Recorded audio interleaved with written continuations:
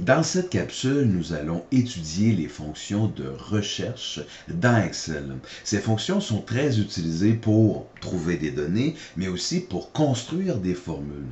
Trois fonctions de base existent. La recherche V pour recherche verticale, la recherche axe pour recherche horizontale et la recherche X pour toutes les recherches.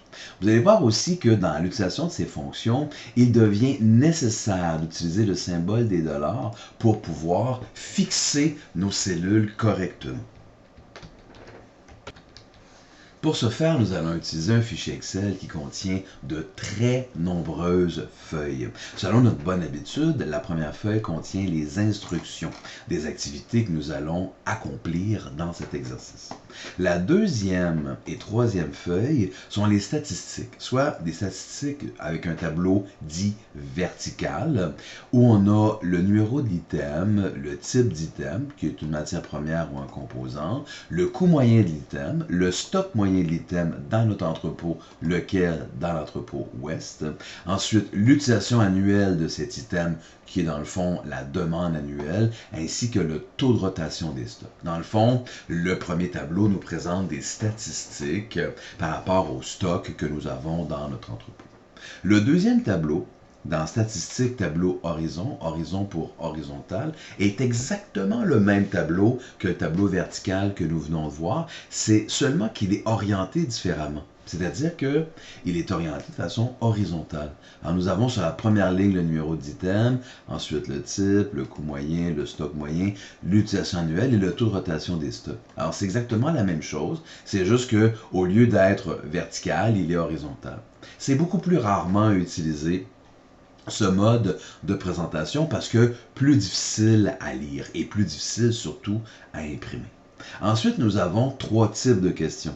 Les questions reliées à la fonction recherche V, les questions reliées à la fonction recherche H et les questions reliées à la fonction recherche X, qui sont toutes dans des feuilles qui se nomment recherche V, H ou X début. Par la suite, nous avons les solutions à ces exercices dans la feuille recherche V fin, recherche H fin et recherche X fin. Ça va aussi, dans le cas de notre exercice, nous permettre de savoir si nous avons bien établi les différentes fonctions et formules que nous avions à faire. Alors, débutons notre exercice avec la recherche verticale début. Alors, qu'est-ce que nous voulons avoir? Nous voulons pour l'item FG 8791, aller chercher le type, le coût moyen, le stock moyen, l'utilisation annuelle et le taux de dotation des stocks dans notre grand tableau statistique verticale où nous avons combien de lignes? Nous avons, comme nous le voyons ici dans la barre d'état, 1975 lignes et en quelque part, dans ces 1975 lignes, on retrouve le produit EFG 8791. Allons voir dans nos instructions pour la cellule B6, qu'est-ce que nous avons à faire. Alors pour la cellule B6, c'est tout simple. Nous avons à établir la recherche verticale à partir du grand tableau.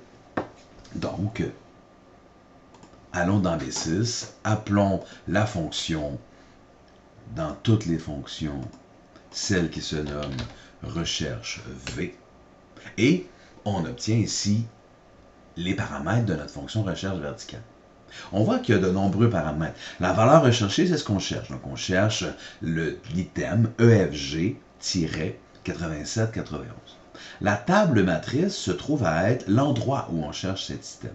Notre table matrice, c'est le grand tableau que nous avons ici. Et on cherche donc dans l'ensemble du tableau. On va prendre comme habitude d'aller fixer nos lignes et nos colonnes pour l'ensemble du tableau parce que, effectivement, quand on va le copier vers la droite ou vers le bas, le tableau ne va pas changer de place. Le tableau va toujours rester au même endroit, c'est-à-dire entre les cellules A3 et F1977. Le numéro de la colonne, ou le numéro de l'index de colonne, c'est où je vais trouver le type. Alors, le type est dans la deuxième colonne. Vous remarquez que ce que nous avons à chercher ici, le numéro de l'item, le type, coût moyen, stock moyen, utilisation annuelle et taux de rotation des stocks, est construit exactement comme le tableau dans le feuille statistique verticale. Donc, on sait donc que le type est dans la deuxième colonne et la valeur proche, on écrit faux. On écrit faux pourquoi? Parce qu'on ne recherche pas la valeur proche ou la plus proche de EFG 8791. On recherche exactement cette valeur-là. Alors, habituellement, quand on fait une recherche, dans la majorité de nos utilisations, on va mettre faux parce qu'on ne veut pas qu'il trouve la valeur la plus proche, on veut qu'il trouve la valeur exacte. Si on met vrai et qu'il ne trouve pas la valeur EFG 8791, il va faire une approximation. C'est pas ça qu'on veut, nous on cherche exactement la valeur. Et on fait OK. Et l'Excel nous dit que le produit EFG 8791 est une matière première. On fait exactement la même chose pour les autres éléments qu'on recherche. Alors, le coût moyen, toujours dans tout, toujours recherche verticale. On recherche toujours le produit EFG 8791. On le recherche toujours dans notre table matrice verticale, on va toujours fixer. Et maintenant, on recherche la colonne numéro 3, la colonne du coût moyen, et on met faux pour la valeur proche. Le coût moyen sera 14,94. Ensuite, on recherche le stock moyen, toujours par la fonction recherche verticale qu'on retrouve dans toutes les fonctions. On recherche toujours le numéro de produit, toujours la table matrice dans la table statistique tableau vertical, qu'on va venir fixer au complet avec les signes de dollars. On cherche la colonne maintenant 1, 2, 3, 4, la quatrième colonne, dans l'approche fou. C'est le 1922. Ensuite, on recherche l'utilisation annuelle, toujours par la fonction recherche verticale, toujours la valeur recherchée du numéro de l'item, la table matrice qui se trouve dans notre feuille statistique tableau vertical que je vais aller fixer. Et là, maintenant, on recherche la 1, 2, 3, 4, 5e colonne et je recherche toujours une valeur exacte, donc je ne veux pas la valeur proche. Ça fait 7800. Et le taux de rotation des stocks, il est à combien? Toujours avec la fonction recherche verticale. Je cherche toujours le même numéro d'item. Je le cherche toujours dans la même table matrice que je fixe avec mes signes de dollars. Et là, maintenant, je recherche la colonne numéro 1, 2, 3, 4, 5, 6.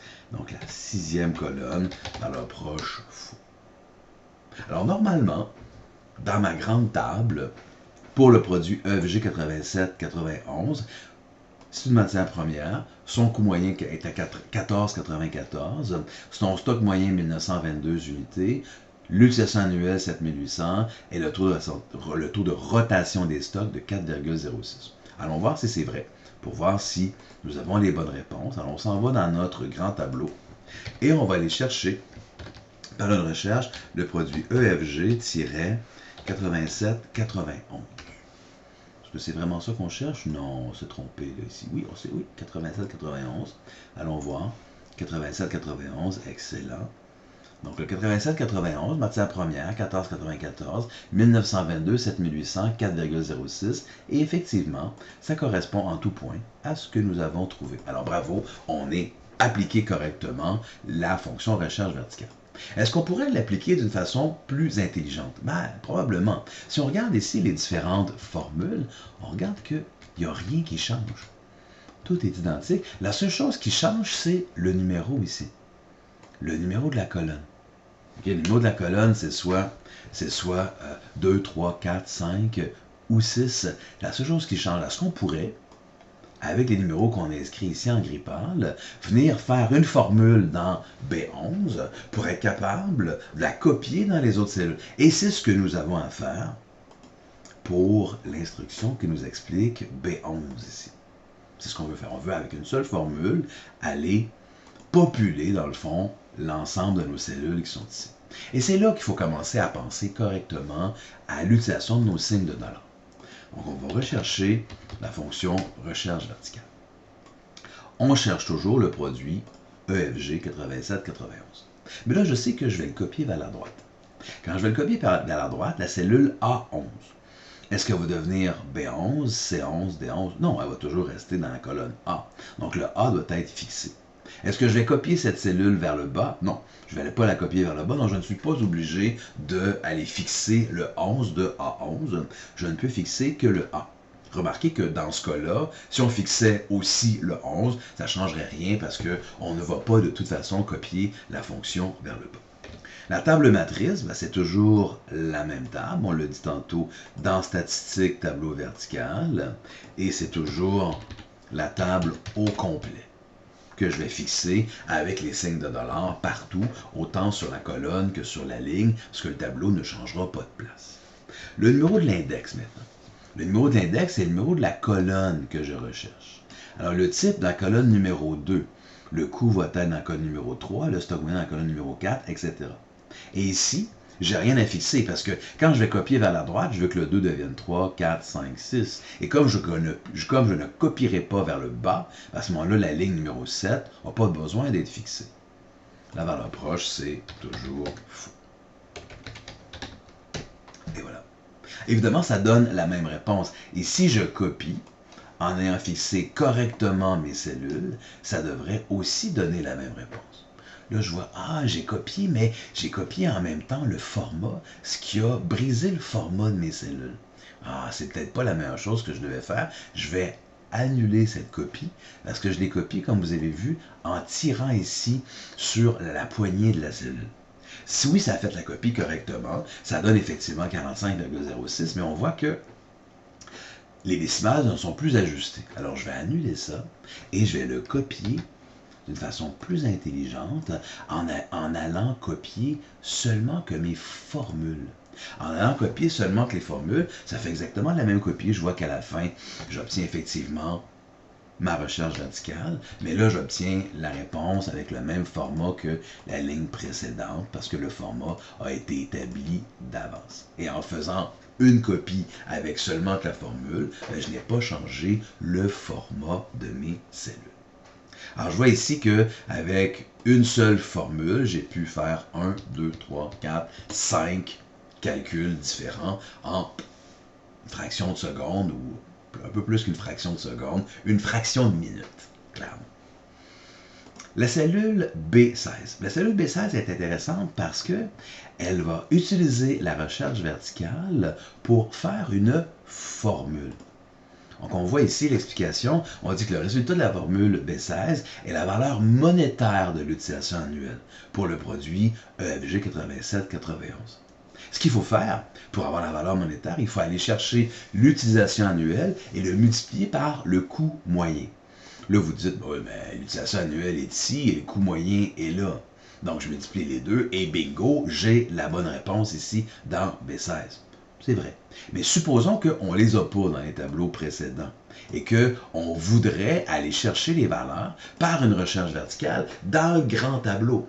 Et évidemment, je vais pouvoir venir changer ici l'item et ça va changer le calcul qui est là, ce qui est génial. Essayons ça. Donc, j'ai deux recherches verticales à aller chercher.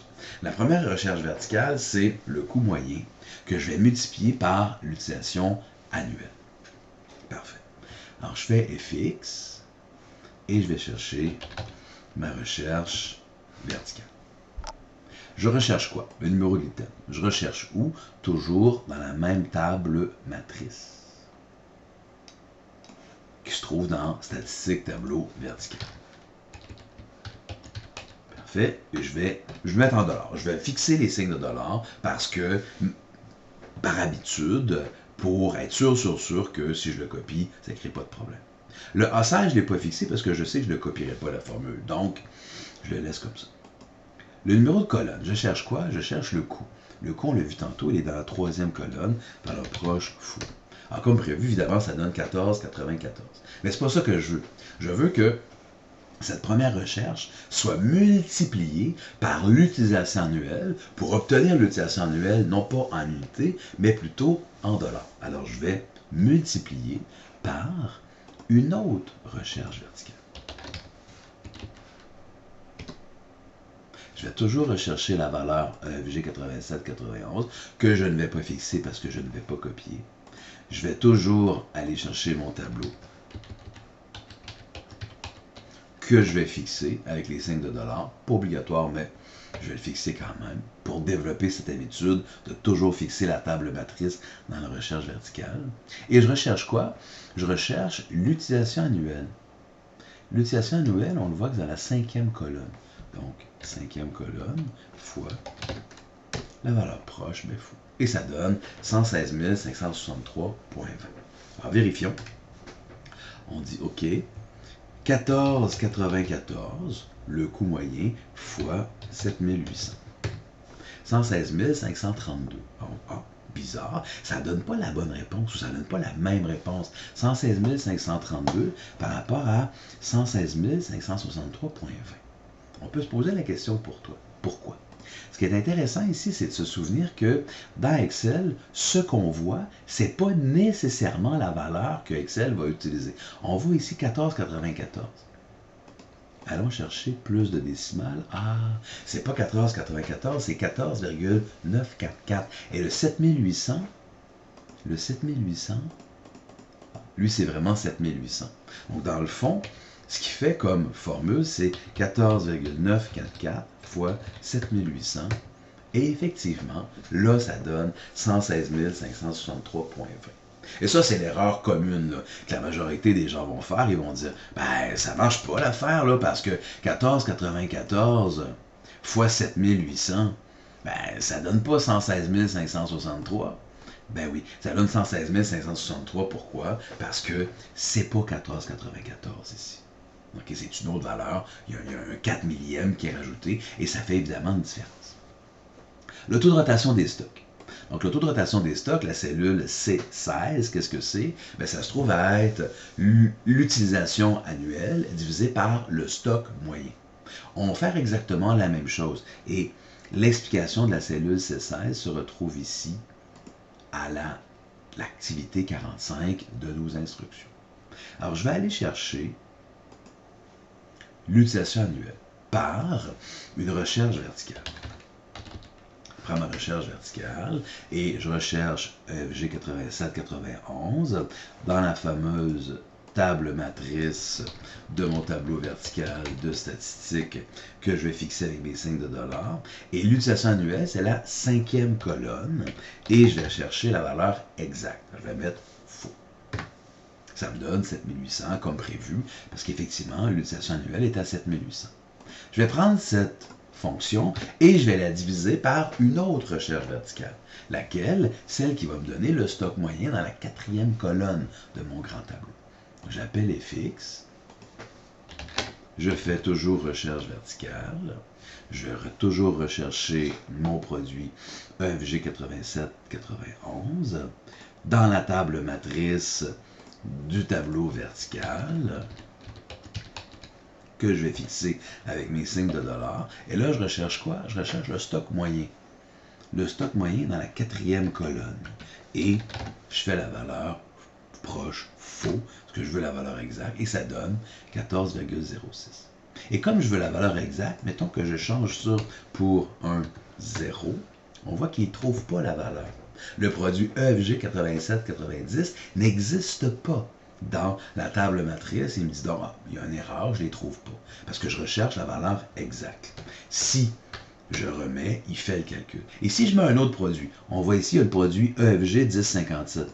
Mais si je fais EFG 1057, et c'est là qu'on voit toute la puissance d'Excel, il va chercher dans la table, ici, verticale, les bons produits, le bon produit, la bonne utilisation annuelle, le bon coût moyen et le stock moyen pour faire tous les calculs. C'est quand même extrêmement puissant, parce que très rapidement, on peut donc rechercher des valeurs dans une grande table. Je vais le remettre ici à 87, 91 pour être capable de valider nos réponses. Ici, c'est encore plus puissant.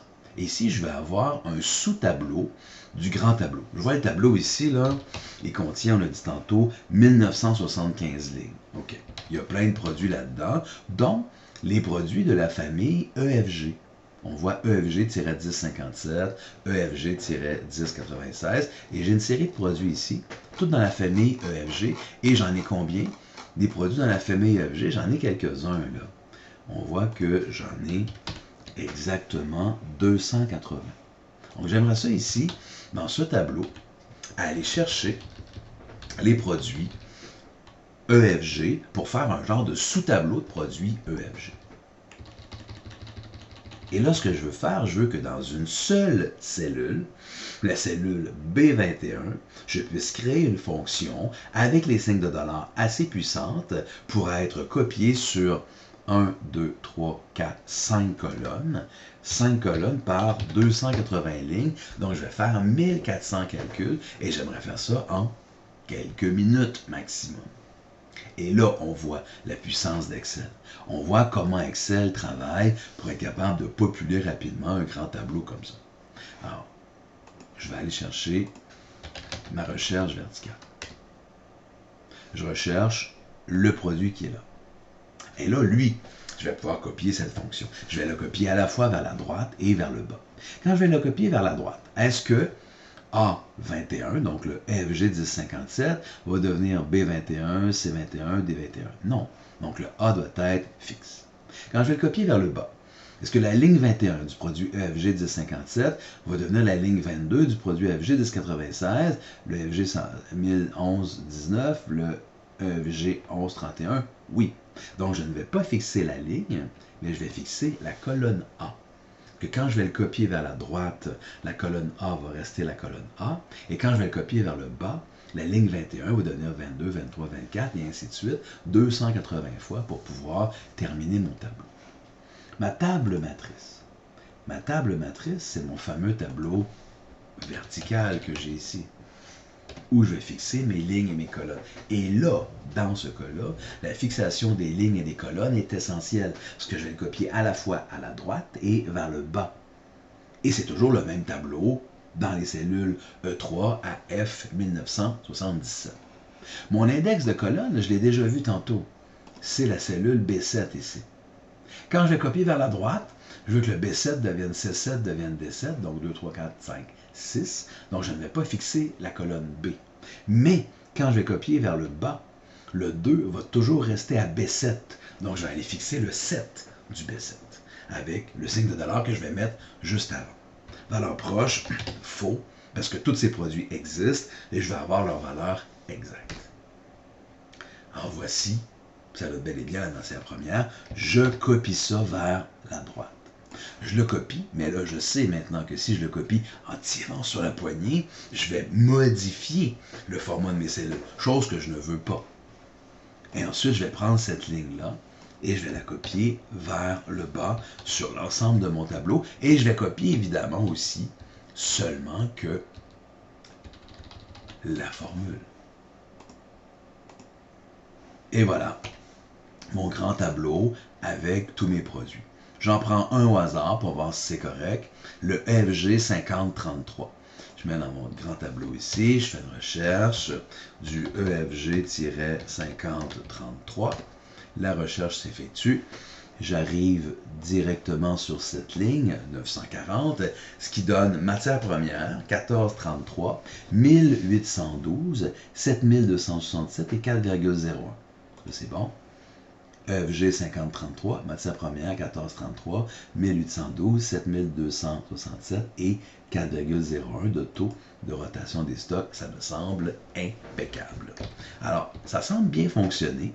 Allons maintenant vérifier, comparer notre calcul qu'on vient de faire avec la recherche verticale fin. Alors, je vois ici que dans mon calcul initial, je suis à un zoom de 120. Dans recherche fin, je suis aussi un zoom de 120. Alors, je vais aller retourner dans ma recherche début. Je vais juste sélectionner la ligne ici, juste pour voir aussi. Puis vous allez voir que quand on change, c'est comme s'il n'y avait rien qui bougeait. Comme il n'y a rien qui bouge, ça veut dire que toutes nos valeurs sont correctes. Alors, je vois que la feuille début pour la recherche verticale correspond en tout point à la feuille fin de la recherche verticale. J'ai donc exactement la même réponse. Bravo, on vient de terminer notre première feuille. Notre deuxième feuille, recherche horizontale début, c'est exactement la même chose que je vais faire. Pareil. C'est juste qu'au lieu d'être appliqué sur un tableau de vertical, ça sera plutôt appliqué sur un tableau horizontal. C'est-à-dire que la première ligne correspond à mon numéro d'item, la deuxième à mon type, la troisième à mon coût moyen, la quatrième à mon stock, la cinquième à mon utilisation annuelle et la sixième correspond à mon taux de rotation des stocks. C'est la même chose. C'est juste que j'utilise la recherche horizontale parce que le tableau est orienté différemment, est orienté de façon horizontale. Alors, c'est pareil, vous allez voir. J'appelle ici mes fonctions, toutes mes fonctions. Je vais chercher ma recherche horizontale. Dans ma recherche horizontale, je vais chercher mon produit, EFG 8791. Je vais chercher mon tableau. Là, c'est le tableau horizontal que je vais aller chercher, que je fixe. Mon numéro de ligne, c'est la ligne numéro 2. Et la valeur proche, c'est toujours fou. Elle a une matière première. Ensuite, pour trouver le coût moyen, qui est dans la troisième ligne, par une recherche horizontale, recherche le FG 8791, que je ne suis pas obligé de fixer avec les signes de dollars parce que je ne vais pas le copier. Je vais chercher ici l'ensemble de mon tableau horizontal que j'ai fixé. Quelle ligne? 1, 2, troisième ligne, valeur proche, faux. Ensuite, mon stock moyen, à l'aide de ma recherche horizontale, toujours la recherche de l'item, toujours dans le tableau horizontal que je vais fixer. Et là, c'est la 1, 2, 3, 4. Quatrième colonne, valeur proche, faux. Voilà, 1922. Mon utilisation annuelle, toujours par la recherche horizontale. Je cherche toujours mon numéro d'item. Dans le tableau statistique, tableau horizon pour horizontal, que je fixe. On voit là, c'est la cellule A3 à la cellule BWY8. Là, on a plusieurs colonnes. Numéro de l'index, 1, 2, 3, 4, 5e ligne, valeur proche, faux. Et le dernier, je recherche toujours la fonction recherche horizontale. Je recherche une valeur qui est un numéro d'item dans mon tableau horizontal que je fixe, la ligne numéro 6 et la valeur proche, faux. Parfait. Ça donne les mêmes réponses que tantôt parce que c'est le même produit, il est juste orienté différemment. La cellule B11, bien là, dans la cellule B11 de notre recherche horizontale, on est ici dans la cellule B11, ben, je recherche la même chose, je vais avoir une seule formule qui va être capable de se copier 1, 2, 3, 4 fois. Alors, allons chercher toujours notre recherche horizontale. Je recherche quoi? Ben, je recherche mon numéro d'item. Je vais le copier vers la droite. Donc, est-ce que le A11, le produit EFG 8791, quand je vais le copier vers la droite, est-ce que je veux que ça devienne B11, C11? Non. Le produit est toujours à la même place dans la cellule A11. Parfait. Est-ce que, là, je vais donc fixer la colonne A.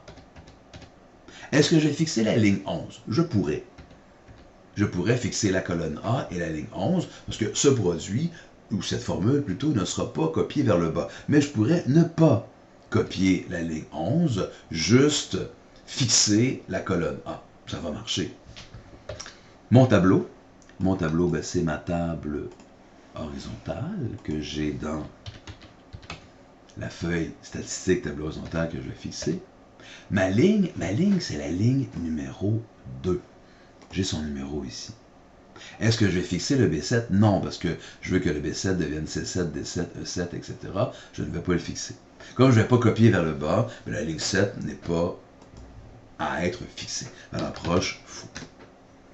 Comme tantôt, si je copie en glissant ma cellule, comme ça, je vais perdre le format de mes cellules. Donc, ok, peut-être pas la meilleure méthode. Je vais copier sur les cellules qui m'intéressent seulement que la fonction ou la formule. Puis je vois que ça fonctionne. J'arrive à 4,06 dans le taux de rotation des stocks pour le produit EFG 8791. Parfait. Pour la cellule B16, c'est exactement la même chose. Je cherche l'utilisation annuelle en dollars. Je vais donc multiplier le coût moyen par l'utilisation annuelle dans le tableau horizontal. Alors, je vais aller chercher ma recherche verticale, ou plutôt ma recherche horizontale. Je recherche quoi?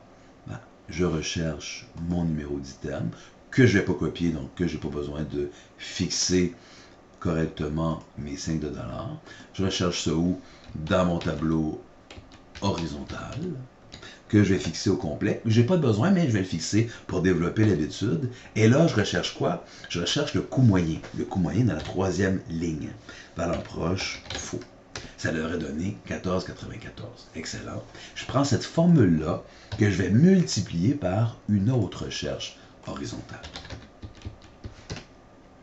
La recherche horizontale où je vais aller trouver l'utilisation annuelle. Alors, c'est toujours le numéro de l'item, c'est toujours dans le tableau horizontal que je fixe. Et là, c'est l'utilisation annuelle, donc la cinquième colonne, valeur proche, faux.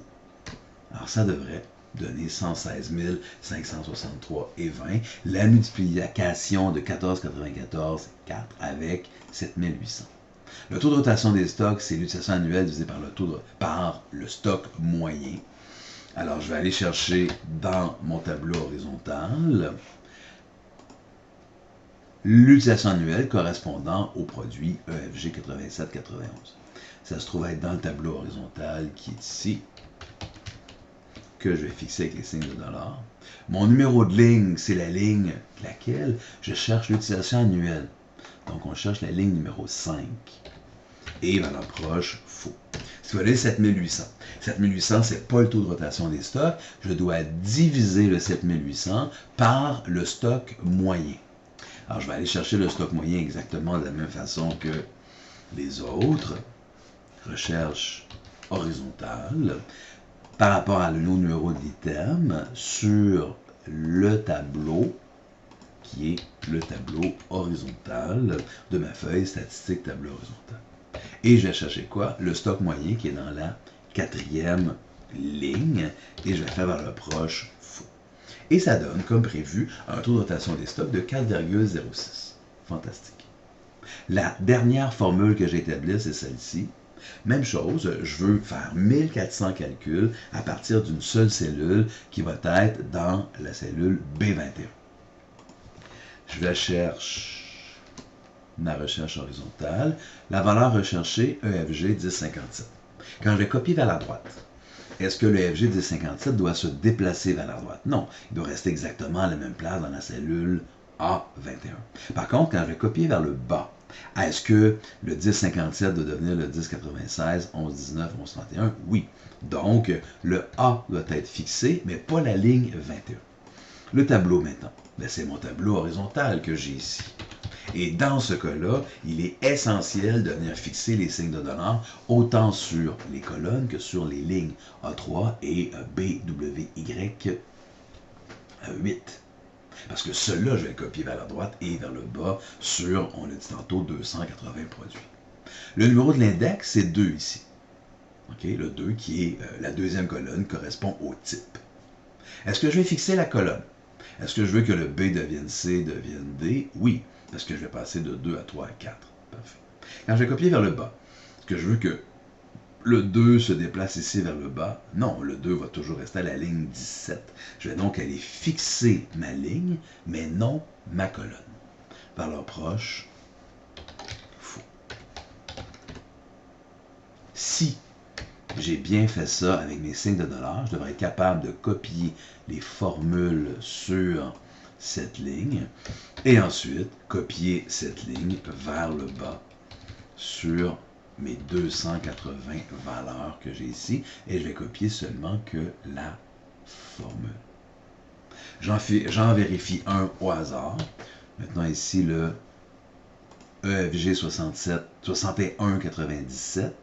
EFG 61,97. Je m'en viens ici dans mon tableau horizontal et je recherche le EFG-81,97. Ah, je ne recherche pas la bonne chose. Ah, j'ai mis un égal ici. Il faut faire attention pour rechercher la bonne chose. Oh, je ne recherche pas la bonne chose. Qu'est-ce que je recherche? 61,97. Et là, on voit que si on ne cherche pas la bonne chose, on ne le trouvera pas, évidemment. Donc, EFG 61,97. Et voilà, il est là. dans la colonne AHZ. Si on n'avait pas cette fonction de recherche, on ne l'aurait pas trouvé. Là. Alors ça donne matière première 1431, 1918, 1910 plutôt, 8321 et 4,36. Est-ce que c'est bon? Matière première 1431, 1910, 8321 et 4,36. Fantastique. On a trouvé la bonne réponse. On peut par la suite aller comparer les valeurs qu'on a ici dans recherche H début avec recherche H fin. On voit qu'on est ici dans un zoom à 120. Je vais aller dans recherche H fin. J'ai le zoom à 120 et je vois que c'est deux tableaux qui sont identiques. Est-ce que vous voyez une petite différence? Il y a une petite différence pour les distinguer. Regardez ici dans la recherche H début, les cellules A11 et H16 sont en blanc, tandis que dans la recherche H fin, les cellules A11 et A16 sont en bleu, ce qui nous permet de distinguer la réponse d'avec la question. Parce que sinon, tout est identique. Alors voilà, on vient de démontrer que nous avons obtenu la bonne réponse. Dernière fonction, qui est la recherche X. On va aller maintenant faire la formule pour la cellule A8. Là, c'est un peu plus compliqué, cette histoire de recherche X. On voit ici l'explication. Alors, qu'est-ce qu'on veut faire? On a ici le type composant. Okay? Et on va aller chercher le numéro de l'item pour le premier composant qui sera vu dans mon tableau vertical ici.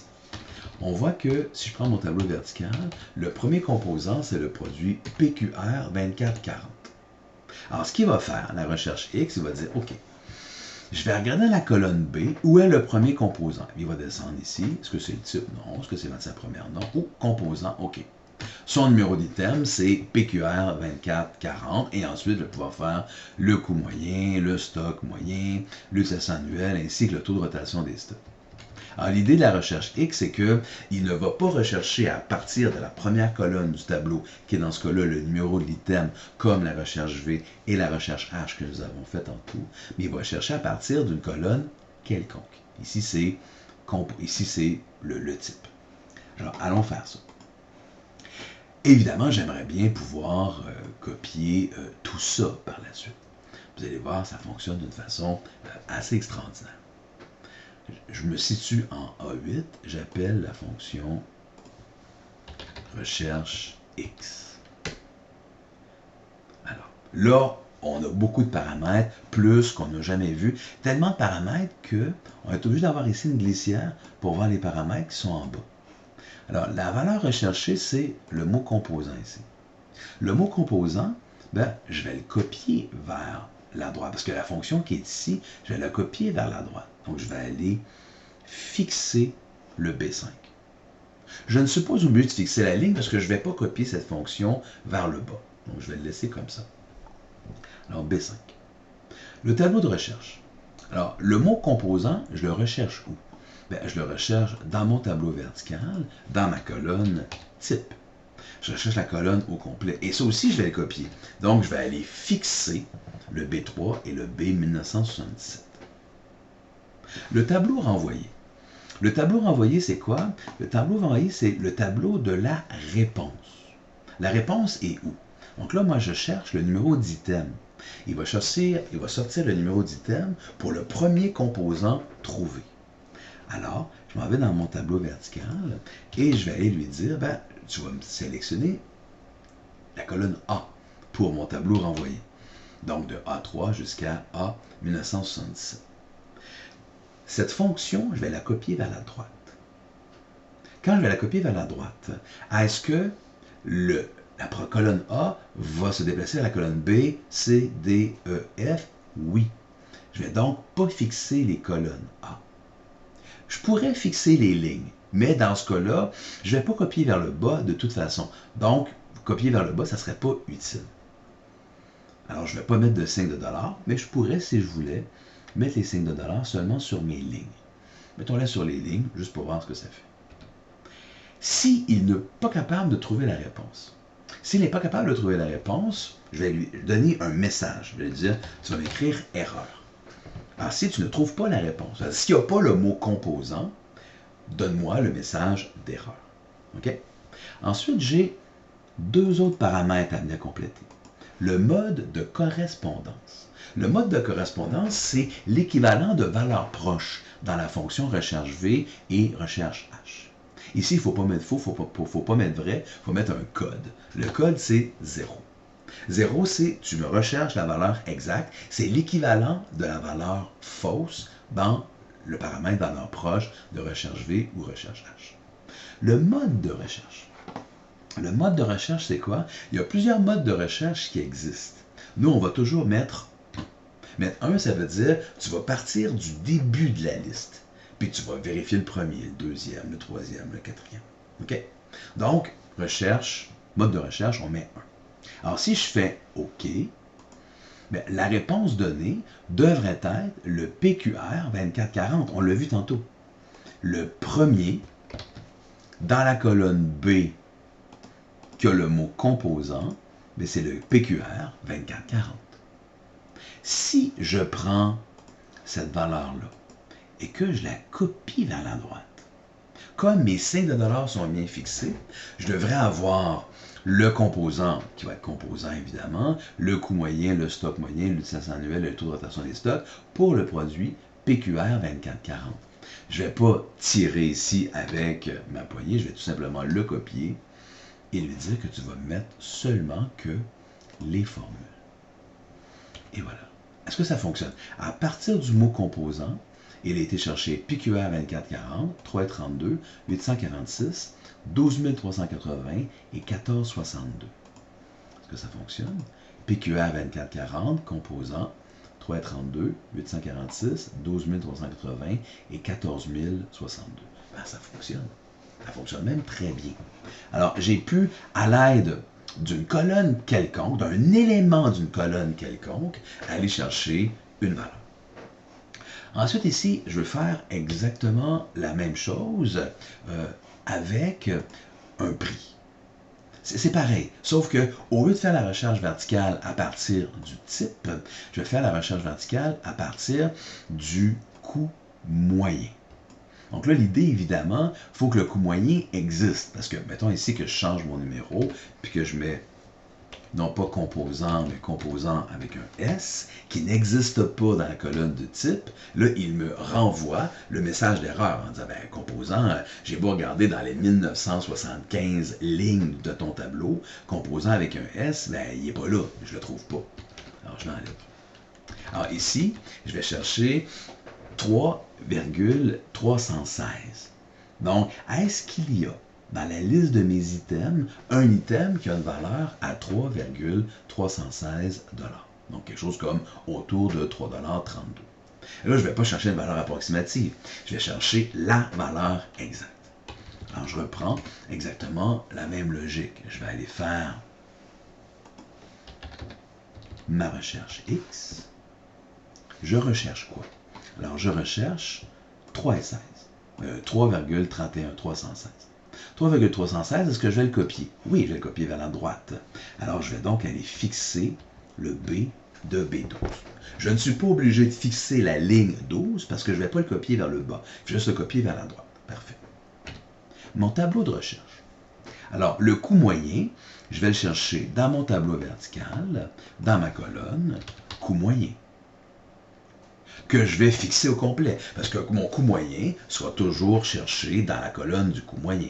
Alors, je fixe la colonne et la ligne, donc $C, $3, $C, $1977. Parfait. Qu'est-ce que je veux comme réponse? Bien là, ici, dans ma première colonne, je veux mon numéro d'item. Alors, je vais aller dans mon tableau vertical, puis je vais lui dire, ben, je veux mon numéro d'item, que je ne vais pas fixer. Pourquoi? Parce que quand je vais copier vers la droite, ben, je veux qu'il me renvoie le type, le coût moyen, le stock moyen, l'utilisation annuelle, ainsi que le taux de rotation. Donc, je ne vais pas fixer. Tantôt, j'avais fixé la ligne, ici, je ne la fixerai pas. Je pourrais la fixer, puisque je ne vais pas copier vers le bas, de toute façon. Comme je ne vais pas copier vers le bas, ben, le fait de la fixer, de ne pas la fixer, ne change strictement rien à l'histoire. Génial. Et je vais lui dire, si non trouvé, écris-moi erreur. C'est quoi le message d'erreur? Mode de correspondance, toujours 0, et mode de recherche, toujours 1. On se souvient que mode de correspondance 0, ça veut dire que tu vas me trouver la valeur exacte, et le mode de recherche 1 signifie que tu vas y aller par ordre, en partant du haut de la colonne, puis tu vas descendre tranquillement pas vite, jusqu'à temps que tu trouves 3,316. Excellent. Est-ce qu'il le trouve? Ben oui. Il trouve PQR 2440. Donc ici, le 3,32, c'était pas vraiment 3,32. Ben oui, c'était 3,316. Génial. Donc, il cherche la vraie valeur et non pas la valeur que notre œil voit.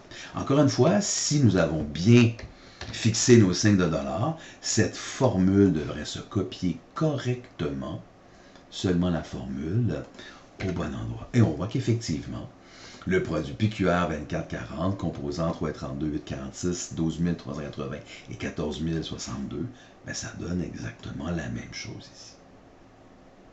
On a seulement fait une recherche à partir du coût moyen, au lieu de faire une recherche à partir du premier composant qu'il va trouver. Nous venons donc d'appliquer la fonction recherche X pour mieux la comprendre et pour comprendre sa puissance, parce qu'on voit que, contrairement à la recherche V et la recherche H, la recherche X est capable de faire une recherche à partir de n'importe quelle colonne d'un tableau. Tandis que la recherche V, il est obligatoire de faire la recherche à partir de la première colonne, et la recherche H, il est obligatoire de faire la recherche à partir de la première ligne. Allons vérifier si nous avons bien complété la recherche X. Donc, je vais sélectionner juste la ligne 2 pour faire une différence entre la feuille de début et la feuille de fin. Et je vois que c'est à peu près la même chose. OK? Pas tout à fait, parce qu'ici, j'ai 3,32 et ici, j'ai 3,31,16. Donc, ici, j'ai mis 3 décimales et ici, on n'a mis qu'une seule décimale. Mais on voit qu'à part cette différence, c'est identique. Nous venons donc de compléter l'ensemble de nos instructions, l'ensemble de nos 92 instructions avec le résultat final que l'on voit ici. Nous avons, je crois, très bien appliqué notre fonction recherche V, recherche H et recherche X pour approfondir la compréhension que nous avons des fonctions de recherche dans Excel.